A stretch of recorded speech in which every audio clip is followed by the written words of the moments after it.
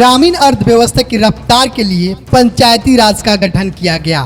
ग्राम पंचायतों के बेहतर कामकाज के लिए एक बार फिर से डुगडुगी बज गई है और इसके साथ ही गांव की सरकार बनाने को लेकर सरगर्मी बढ़ गई है। मुखिया जी मैदान में है तो जनता पूरे 5 साल का हिसाब किताब कर रही है। हमारी टीम पंचायत की हकीकत जानने के लिए निकल चुकी है। सबसे पहले हमारी टीम बापू की कर्मभूमि चंपारण की धरती मधुबन विधानसभा क्षेत्र के पंचायतों में पहुंची है। कमी तो थोड़ा सा रोड वगैरह का है, जिसको पूरा कर लिया जाएगा। नेक्स्ट बार मौका मिला तो इसको पूरा किया जाएगा। ये हम थोड़े कर रहे हैं कि सारा परिपूर्ण हो गया है। तो नाला का निर्माण तो कुछ वार्ड में हुआ है, बहुत सा वार्ड में जगह के अभाव में नहीं हो पाया है। हम लोगों को मान सम्मान दिए हैं, उनका विकास किए हैं, उनके सुख दुख में साथे खड़ा हुए हैं। थोड़ा सा कमी तो है, मतलब कि रोड रास्ता विकास जो है, जो फिर मौका मिलेगा तो उसको पूरा किया जाएगा। मुख्यमंत्री निश्चय योजना के तहत हमारे यहाँ 14 वार्ड है। 14 वार्ड में जल नल योजना है जो सुचारू रूप से चल रहा है। मनरेगा के तहत भी ईंट सोलिंग का काम हुआ है, पोखरा का खुदाई हुआ है। 10 साल में जो प्राथमिक विद्यालय था वो मिडिल स्कूल में हुआ है, हाई स्कूल भी हुआ है हमारे यहाँ। रियल न्यूज में आप सभी का स्वागत है। मैं हूं चंदन जायसवाल और आप देख रहे हैं रियल न्यूज। इस वक्त मैं पूर्वी चंपारण जिले के मधुबन विधानसभा में मौजूद हूं और मधुबन विधानसभा का नौरंगिया पंचायत है और इस पंचायत में भी मैं आया हूं और हमारे साथ जो शख्स बैठे हुए हैं उनका नाम अजय कुमार सिंह है, जो वर्तमान मुखिया जी हैं और इस बार भी पंचायत चुनाव में अपना भाग आजमा रहे हैं। हम आज इनका 10 साल का जो रिपोर्ट कार्ड है, अब इन्होंने जो 10 साल में यहाँ की पंचायत वासियों को जिन्होंने सेवा दी है उन सारी सेवाओं के बारे में बात करेंगे और इनसे क्या कमी रही हुई है उन सारी मुद्दों के साथ मैं बात करूँगा। अजय जी, सबसे पहले रियल न्यूज़ में आपका स्वागत है। बहुत बहुत धन्यवाद। अजय जी, मेरा एक सवाल जो है हम आपसे करेंगे कि आपका परिचय थोड़ा हमारे दर्शक जो हैं वो जानना चाहते हैं कि आपका परिचय की शुरुआत। मैं अजय कुमार सिंह नौरंगिया माधोपुर पंचायत का यहाँ का मुखिया था। अभी वर्तमान में मुखिया प्रत्याशी हूँ, मुखिया प्रत्याशी के रूप में फिर से मैदान में।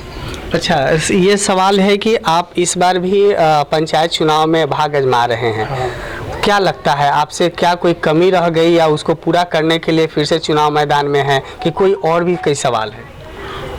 थोड़ा सा कमी तो है, मतलब कि रोड रास्ता विकास जो है, जो फिर मौका मिलेगा तो उसको पूरा किया जाएगा। तो इसका मतलब क्या है कि आपने विकास किया ही नहीं है या विकास में कोई कमी? विकास किया हूँ, विकास इसका किया गया है। क्या क्या विकास किए हैं आपने?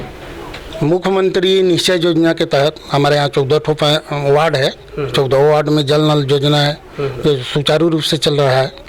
एक वार्ड में 2 जल नल योजना है जो मुझे कि सारा काम हो गया है, टावर का सिर्फ काम बाकी है। पैसा आएगा उसको पूरा कर लिया जाएगा।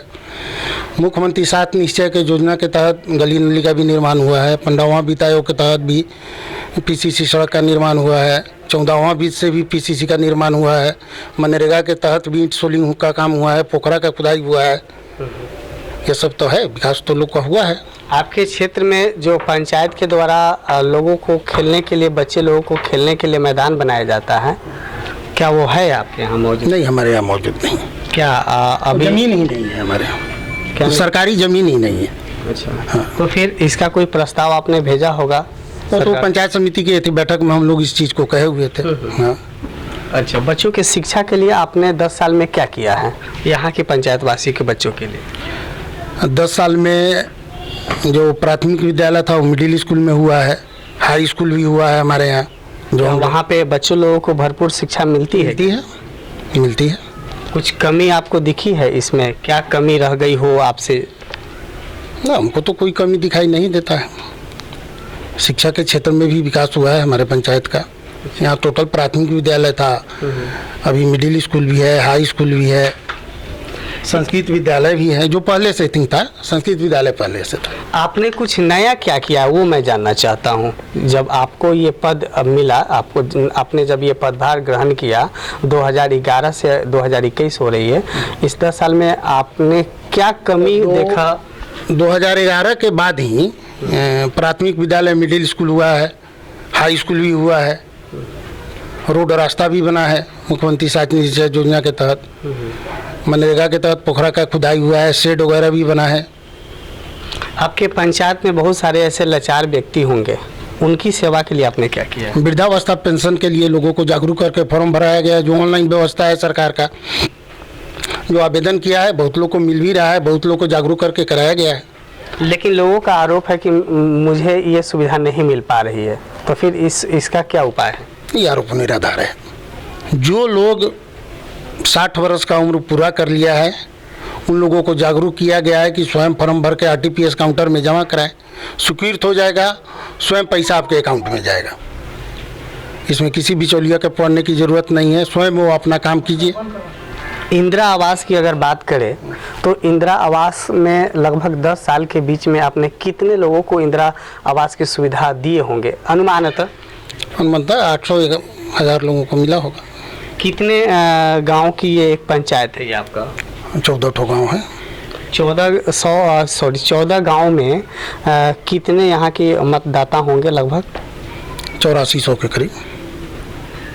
8400 मतदाता हैं यहाँ पे, लेकिन सवाल बड़ी है। वो सरकार का टारगेट रहता है, वो हम लोगों का नहीं है कि हम एक बार में सभी लोगों को दे दें। वो सरकार टारगेट देती है कि हर पंचायत में 50 या 100 आदमी को मिलना है, उसी के हिसाब से मिलता है। अच्छा, ये टारगेट के अनुसार आप लोग काम? सरकार का टारगेट है कि 50 टारगेट दिया गया, तो जैसे सीरियल नंबर है 1 से 50 तक, तो 50 आदमी को मिलेगा। 100 टारगेट देती है तो 100 आदमी को मिलेगा। अच्छा, अगर सामने में हम लोग विशेष कुछ नहीं कर सकते। अगर सामने वाले कोई व्यक्ति हमारे वो मजबूर है, उनके रहने के लिए कोई घर नहीं है, आपका टारगेट पूरा हो चुका है, तो फिर वैसे स्थिति में आप क्या करेंगे? तो वैसे स्थिति में हम अपने से कुछ मदद करके उसका जो हमसे संभव होगा वो मदद कर देते हैं। हाँ, टारगेट तो सरकार का है, वो चीज़ तो वैसे ही होना है, सीरियल के हिसाब से होना है और टारगेट के हिसाब से होना है। अच्छा, तो ये तो रही बात इंदिरा आवास की, वृद्धा योजना की। और तीसरी सवाल है राशन की, क्योंकि हर पंचायत में लोगों का ये सवाल होता है कि मुझे ये राशन नहीं मिल रहा है या मुझे राशन की सुविधा नहीं है, तो उसके बारे में आपका क्या कहना है? हमारे यहाँ तो राशन बहुत लोगों को मिल भी रहा है, और जिन लोगों को नहीं मिलता है तो उन लोगों को जागरूक करके ये कहा गया है कि आप अप्लाई कीजिए ऑनलाइन, और अप्लाई कीजिएगा तो स्वयं कार्ड बन के उसका व्यवस्था उस हिसाब से लोगों को आता है। बहुत लोगों का बना भी है। लेकिन आपके कहने के अनुसार अभी कोई कमी नहीं है आपके पंचायत में? कमी तो थोड़ा सा रोड वगैरह का है, जिसको पूरा कर लिया जाएगा। नेक्स्ट बार मौका मिला तो इसको पूरा किया जाएगा। ये हम थोड़े कर रहे हैं कि सारा परिपूर्ण हो गया है, तो थोड़ा कमी है जिसको पूरा किया जाएगा। आपके पंचायत में नाला का जो निर्माण होना था, कहाँ तक आपने पूरा किया है? नाला का निर्माण तो कुछ वार्ड में हुआ है, बहुत सा वार्ड में जगह के अभाव में नहीं हो पाया है। हाँ, नाला का निर्माण तो हमारे पंचायत में हुआ है। अंतिम सवाल ये है मुखिया जी, आप तीसरी बार ये मुखिया के बनने जा रहे हैं। मैं तो आपको शुभकामना देता हूं कि आप मुखिया फिर से जीते और अपने पंचायत की सेवा करें। क्या लगता है आपको, यहाँ की जनता फिर से मुखिया मौका देगी? फिर से मौका मिलेगा, लोग देगा। किस उम्मीद का विश्वास किस है? उम्मीद के साथ आप कर रहे हैं? हम लोगों को मान सम्मान दिए हैं, उनका विकास किए हैं, उनके सुख दुख में साथे खड़ा हुए हैं, इसी उम्मीद से। लेकिन विपक्ष तो आपके कई आरोप लगा रहे हैं। ये बेबुनियाद आरोप है। विपक्ष का तो काम है आरोप लगाना, लगाता रहेगा। वैसे लोगों को आप क्या बताएंगे? उनका जो काम है वो करता रहे, हमारा जो काम है सो हम करता रहेंगे। उनका विरोध करना काम है, करते रहेंगे। चलिए, बहुत बहुत धन्यवाद मुखिया जी हमारे चैनल के साथ जुड़ने के लिए। बहुत बहुत धन्यवाद। ये थे अजय कुमार सिंह जी, जो नौरंगिया माधोपुर पंचायत के मुखिया जी थे। और इसके साथ अब मेरा दूसरा पड़ाव शुरू होगा, तो आइए कल हमारे साथ जुड़िए रियल न्यूज़ बिहार के साथ।